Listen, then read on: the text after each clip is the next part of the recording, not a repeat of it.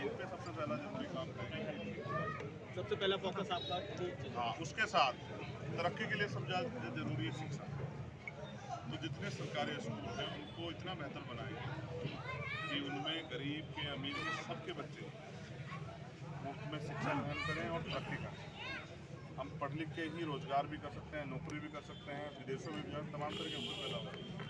तो जब ये बुनियादी काम इस देश में होगा और न्यूनतम वेतन हर व्यक्ति के लिए, जो व्यक्ति चाहे मजदूर हो, किसान हो, या जो है जो बेरोजगार भी, सरकारी कमी कारण उनको रोजगार नहीं मिला, उनके लिए न्यूनतम वेतन जो है हम लोग तय करेंगे। कोई आदमी भूखा ना सोए। बहुत सारी चीज़ें करने बताने के लिए तो पूरा दिन लग जाएगा। बुनियादी काम है शिक्षा, चिकित्सा और रोजगार पे नौजवानों के लिए, जो नौजवान इस देश का विकास उनके लिए हम लोग काम करें। अध्यक्ष जी, जैसे पठान मूवी पे विवाद चल रहा है, इस बारे में क्या कहना चाहेंगे? तो इन्होंने हिट तो करा दी पठान। मुझे लगता है सबसे बड़ा बिजनेस क्या है। बिल्कुल बाहुबली ये है, एक गैंग यहाँ सक्रिय है जिसको सत्ता का संरक्षण है, जो सिर्फ ये साबित करना चाहता है कि वो जिस विचारधारा को चाहते हैं वही इस देश में चले, जबकि ऐसा नहीं हो सकता। भारतीय संविधान सबको समानता अवसर देता है, सबको जो है सबकी बात रखने का अधिकार देता है। उसको छीनने का जो प्रयास हो रहा है, उसको दबाने का प्रयास हो रहा है, जितना दबाओगे उतना ही हिट हो जाएगी। अरे यानी आप ये कहना चाह रहे हैं, ये जो बाइकाट गैंग है इसको सीधे सीधे सत्ता का संरक्षण है? आप देख लो बाइकाट। अच्छा, बाइकाट गैंग का जो इसका बाइकाट गैंग का जो एक नेता था, वो बीजेपी का जो है गृह मंत्री है मध्य प्रदेश में। और अब बताओ, उनकी भी नहीं चल पाई, यानी कि जनता को वो रोक नहीं सकते। तो जनता ऐसे आने वाले चुनाव में भी इनसे नहीं। भैया, आपने एक शुरुआत एक संगठन से की थी जिसका नाम था भीम आर्मी, उसके बाद आपने पार्टी भी बदली। आपकी पार्टी की वर्तमान स्थिति क्या है और आगे इसको किस तरीके से डेवलप करके आप जो है अपना रास्ता बनाना चाहते हैं, उस पर थोड़ा सा। हमारा संगठन अभी भी जी, उसका पूरा नाम है भीम आर्मी भारत एकता मिशन। वो हमारा सोशल विंग। समाज में जो बुराइयां हैं, जो नफरत फैलाई गई है, समाज में जो एजुकेशन की कमी है, हम लोग छोटी छोटी पाठशालाएं खोल के आज भी जो है पढ़ाने का काम करते हैं। आज भी देश में हजारों पाठशालाएं हमारी चल रही हैं। हम लोग गरीब जो परिवार हैं, जिनके पास अवसर नहीं, उनकी मदद करते हैं। हमारी राजनीतिक पार्टी आज़ाद समाज पार्टी, क्योंकि हमने देख लिया जिन नेताओं के भरोसे हमारे लोग हैं, वो नेता सिर्फ उनको ठगने का काम करते हैं। इलेक्शन में आते हैं, इलेक्शन के बाद आते ही, और जबकि उनका काम है जो सरकार द्वारा जो हमले हो रहे हैं, जो अन्याय हो रहा है, उन पर वो हमारे साथ खड़े हो, जनता के साथ खड़े हो। जब वो लोग अपना काम नहीं कर रहे और जनता चाहती है कि हमारे काम करने वाले लोग आए, तब हमने जनता की अपील पर आज़ाद समाज पार्टी बनाई। और अब आज़ाद समाज पार्टी आज हम बिजनौर में, यहाँ हमारे 8 जिला पंचायत सदस्य जीते। जनता चाहती है कि विकल्प आए और वो उसका साथ दे। अब नेता, ऐसे नेता जो झूठ बोलते हैं, जो धोखा देते हैं, उनसे जनता परेशान है। तो आज़ाद समाज पार्टी आने वाले कल में एक बड़ा बेस बनाएगी। गांव-गांव जाके SC, ST, OBC, माइनॉरिटी जो लोग, इन समाजों में भाईचारा पैदा करेगी और नए लोगों को अवसर देगी। हर समाज में एक नेता खड़ा करेगी, जो नेता उनके समाज समस्याओं के हल के लिए सामने रहेगी। और मुझे लगता है एक बड़ा समूह बना के आज़ाद समाज पार्टी देश की सत्ता पे काबिज है। भैया एक सवाल मेरा आखिरी था, ये आने वाले जो 24 लोकसभा का चुनाव है, भारतीय जनता पार्टी पासमानदा समाज आंदोलन के जरिए मुस्लिमों की ओर निगाह कर रही है, ऐसे में आपका क्या ग्रुप रहेगा? देखो, मैं पहले से कहता आया कि हमारे लोगों को दुश्मन की झूठी बातों से सतर्क रहना चाहिए। उनके बाद पिछली 5 साल की सरकार थी, उन्होंने बताइए क्या किया है। वो सिर्फ हमारे लोगों को उलझाना चाहते हैं। और अच्छी बात है ना, अगर वो कुछ करना चाहते हैं। जो मदरसों को ऐड आ रही थी, वो स्कूलों में जो पढ़ाई चल रही है मदरसों, वो तो बंद होगी। उनको तो जो है वेतन नहीं दे पा रही सरकार। बहुत सारी चीज़ें, मैं तो अच्छा है सर सब लोगों को, वो तो बात करते थे कि उनको जरूरत नहीं है, लेकिन आज वो बात कर रहे हैं, इसका मतलब वो कुछ ना कुछ सोच रहे हैं।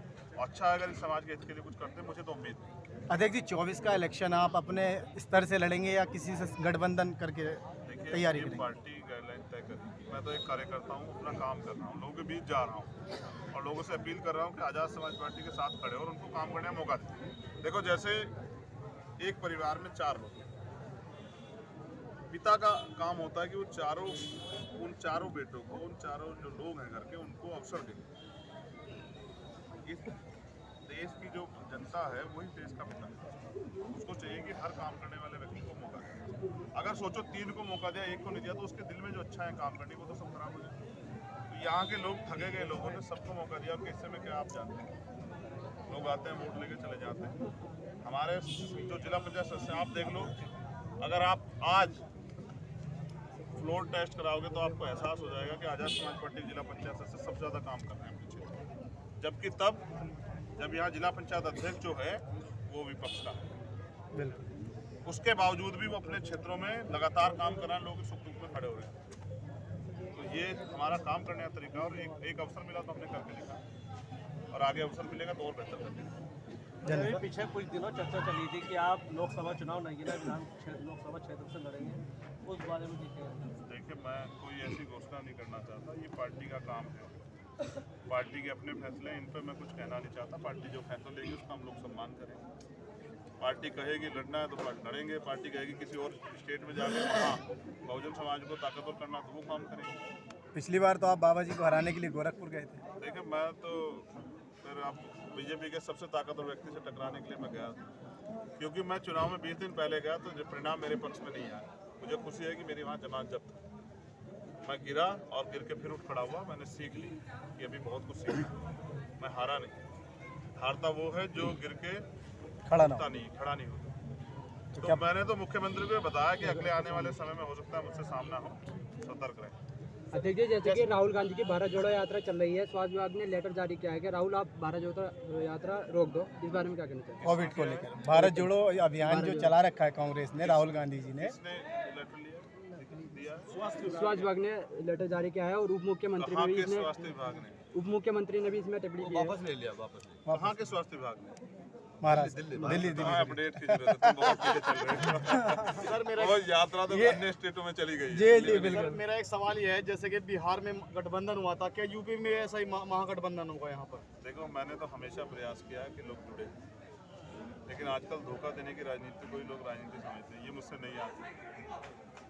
मैं एक ही चीज़ जानता हूँ कि जिस दिन ये देश का दलित, इस देश के पिछड़े वर्ग के लोग, इस देश के किसान, मजदूर, मुसलमान, जैन, सिख, बौद्ध, पारसी, ईसाई अपनी वोट की वैल्यू को समझेंगे, उस दिन इस देश में क्रांतिकारी परिवर्तन होगा। भारत के लोग कितना जानते हैं जमहूरियत को, लोकतंत्र को, इसका एक उदाहरण मैं आपको दे रहा हूँ कि जितने % वोट लेके सरकार बनती है, उससे ज़्यादा % में लोग वोट ही नहीं देते। नहीं, पिछली सरकार 37% वोट लेके बनी थी, और पोलिंग 60 या 12% हुआ था, यानी कि 38% लोगों ने वोटिंग दिया था। यानी कि 38% लोग अभी तैयार ही नहीं है, वो वोट की ताकत को नहीं समझते।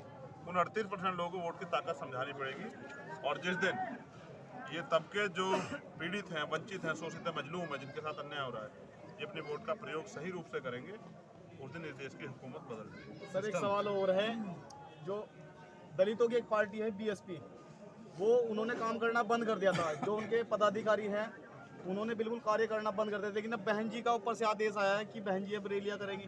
क्या वो आपसे डर गई है? नहीं, मुझसे क्यों डरेगी? जनता से डर रही है तो अच्छी बात है, उनको भी देखो। अब जनता विकल्प वो तय करें कि उनको कैसे नेता चाहिए, ये जनता को तय करना। तो अच्छी बात है, सब लोग काम करें, निठल्ले बैठ के क्यों वोट मांग रहे हैं? अब आए जनता के बीच मेहनत करें। एक बात याद रखना, मैं एक बढ़िया उदाहरण आपको देता हूँ। एक छोटा सा पेड़, जिसको पौधे को जिसको आदमी लगाता है, उसको सींचता भी, उसकी रक्षा सुरक्षा भी करता है। एक समय पे वो बड़ा वृक्ष हो जाता है, फिर वो फल देता है, छांव भी देता है, लेकिन एक समय पे आके हर चीज़ की एक आयु होती है, फिर वो इतना कमज़ोर हो जाता है कि ना छांव दे पाता है ना फल, फिर वो सूख जाता है। कुछ दलों के आज ऐसे ही हालात हैं, तो नया पेड़ जो तैयार हो रहा है, समाज का उसके ऊपर भरोसा हो रहा है। आज़ाद समाज पार्टी आप देखना, उत्तर प्रदेश में भी और देश में बहुजनों का एक बड़ा दल बनेगी, और वो ऐसी राजनीति करेगी जिससे जनता के हितों की रक्षा हो, और वो नए लोगों को अवसर पैदा करेंगे। अजमाए हुए लोगों से दूर रहें। Thank you sir, thank you. ठीक है। और देखो, सुनो, अपने आप को छोटा पत्रकार मत मानना।